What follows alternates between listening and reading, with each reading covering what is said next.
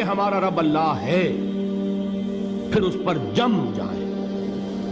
ان پر فرشتوں کا نزول ہوتا ہے، نہ کوئی غم کرو نہ خوف، خوشیاں مناؤ جنت کی جس کا تم سے وعدہ کیا گیا تھا۔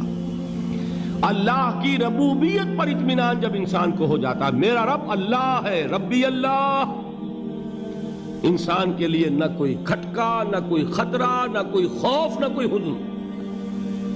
جو کچھ ہو رہا ہے کس کے اذن سے ہو رہا ہے؟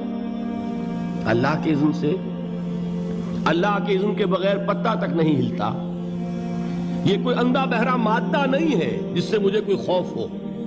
اندھا بھینسا چلا آ رہا ہو اس سے تو ڈرنے کا ہر انسان کو ڈرنا چاہیے، نہ معلوم کس کو ٹکر مار دے۔ لیکن نہیں، اس کائنات کو چلانے والا ایک سمیع و بصیر خدا ہے، وہ جو میرا دوست ہے، میرا ولی ہے۔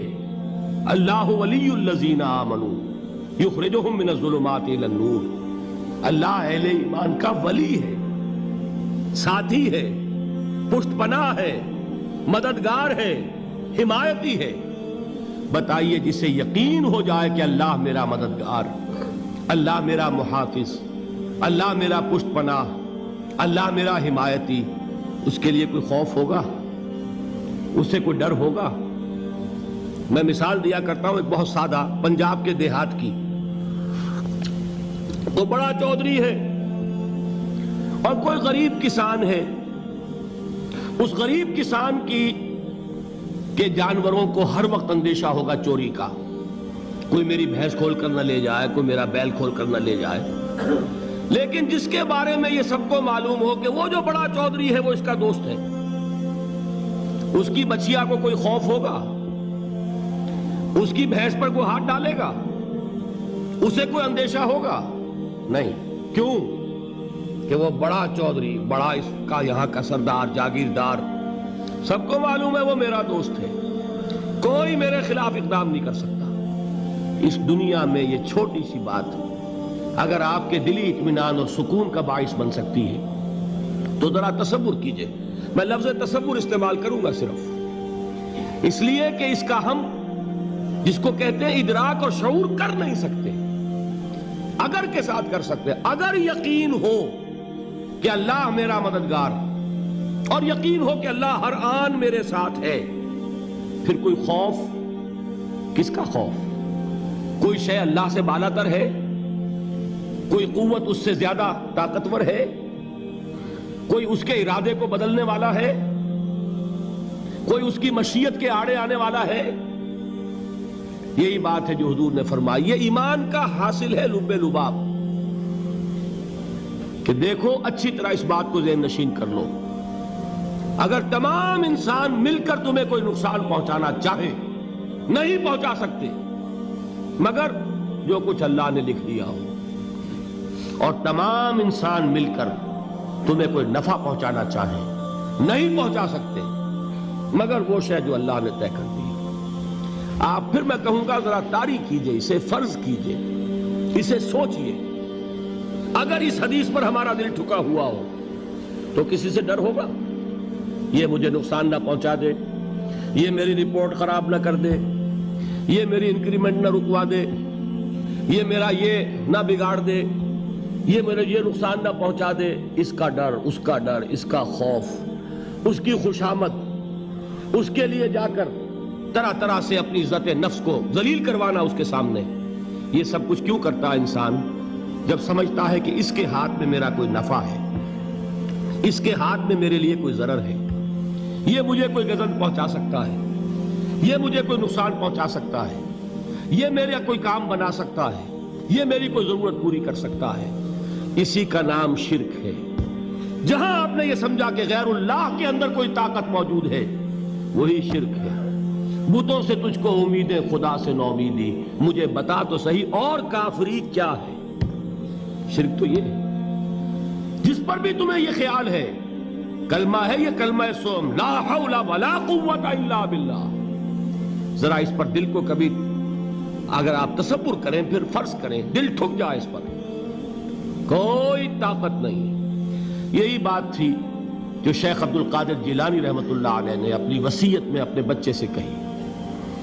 11ویں دینے والے ہیں، لیکن حضرت شیخ عبد القادر جیلانی کی وصیت اور تعلیمات کو کتنے لوگ ہیں تم جانتے ہو؟ یہ جن مقامات تک پہنچے ہیں وہ کس چیز کی بدولت پہنچے ہیں؟ انہوں نے جو پیغام دیا وہ کیا تھا؟ اے میرے بچے، جس طریقے سے قرآن مجید میں حضرت لقمان کی نصیحتیں جو ہے نقل کر دی گئی ہیں، میں یہ عرض کروں گا بالفرض اگر قرآن حضرت عبد القادر جیلانی کے بعد نازل ہوا ہوتا تو شیخ عبد القادر کی یہ نصیحتیں بھی قرآن میں درج ہوتی. اتنی اونچی نصیحتیں ہیں. اے میرے بچے، اس حقیقت کو ذہن نشین کر لے، لا فاعل فی الحقیقت ولا مؤثر الا اللہ. اس کائنات میں نہ کوئی فاعل حقیقی ہے نہ مؤثر حقیقی ہے سوائے اللہ کے. کسی شے میں کوئی تاثیر نہیں اگر اللہ نہ چاہے. آگ جلا نہیں سکتی اگر اللہ نہ چاہے. پانی ڈبو نہیں سکتا اگر اللہ نہ چاہے. زہر ہلاک نہیں کر سکتا اگر اللہ نہ چاہے. کوئی چیز فائدہ نہیں پہنچا سکتی اگر اللہ نہ چاہے. تو در در پہ کیوں سر جھکاتے ہو؟ در در پر کیوں جبیں سائی کرتے ہو؟ سب کے سامنے کیوں ہاتھ پھیلاتے ہو؟ ایک اللہ سے مانگو. ایک اللہ کے سامنے زمین پر اپنی جبین رکھو. لا فاعل فی الحقیقت ولا مؤثر الا اللہ. نظر آتا ہے ہمیں کہ پانی پیاس بجھا دیتا ہے. پیاس بجھانے کی صلاحیت پانی میں نہیں ہے، اللہ کے اذن سے. کھانا بھوک مٹا دیتا ہے. بھوک مٹانے کی صلاحیت کھانے میں نہیں ہے، اذن رب میں. دیکھیے یہی یقین تھا. حضرت موسیٰ علیہ السلام کا واقعہ یاد کیجئے. سامنے سمندر آ گیا ہے. قوم دیکھتی ہے پیچھے کہ گرد و غبار کا طوفان ہے. معلوم ہوا کہ فرعون اپنے لشکر سمیت آ گیا ہے. لشکر جب چلتا تھا تیز رفتاری کے ساتھ تو گرد و غبار کا جو طوفان اٹھتا تھا اس کا تصور کیجئے. اور لمحہ بلمحہ وہ قریب آ رہا ہے. پوری قوم نے کیا کہا؟ اے موسیٰ انا لمدرکون. اے موسیٰ ہم کو پکڑے گئے.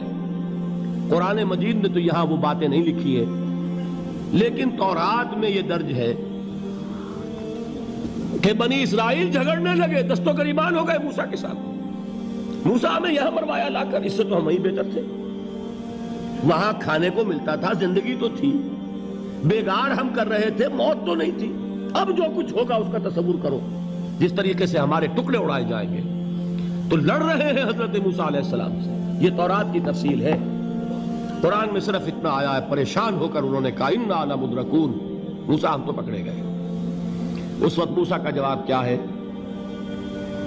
کلا ان معی ربی سیہدین. نہیں، میرے ساتھ میرا رب ہے، وہ راستہ دے گا. بتائیے کہاں راستہ نظر آ رہا ہے؟ یہ ہے ایمان بالغیب. راستہ نظر نہ آئے تب اللہ پر یقین ایمان ہے. جیب میں پیسے ہوں اور تب دل کو اطمینان ہے تو ایمان کس پر ہوا؟ پیسے پر، اللہ پر نہیں. جب وسائل و ذرائع نہ ہو اور پھر یقین ہو کہ اللہ مسبب الاسباب ہے، وہ اسباب کا پابند نہیں ہے، وہ اسباب کا محتاج نہیں ہے، اسباب اس کے محتاج ہیں. اگر یہ یقین ہے تو اللہ پر ایمان ہے. یہ نہیں ہے تو تمہارا ایمان اسباب پر ہے، وسائل پر ہے، ذرائع پر ہے، مادیات پر ہے، اللہ پر